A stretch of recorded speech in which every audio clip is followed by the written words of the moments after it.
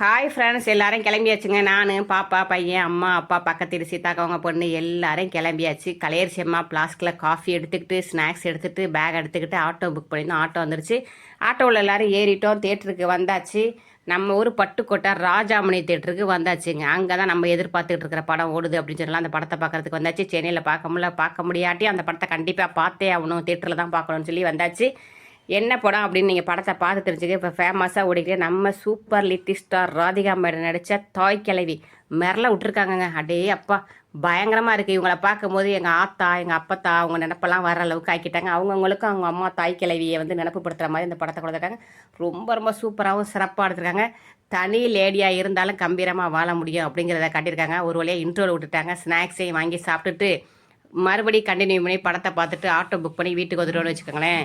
ஒவ்வொரு தாய்களையும் பார்க்க வேண்டிய படம், பசங்களும் பார்க்க வேண்டிய படம். தனியாக இருந்தாலும் கைத்தொழில்னு ஒன்று இருந்துச்சுன்னு வச்சுக்கோங்க, என்னைக்கா இருந்தாலும் பொழைச்சிக்கலாம் அப்படிங்கிறத நிரூபிச்சிருக்காங்க. ஓகே பாய், நன்றி.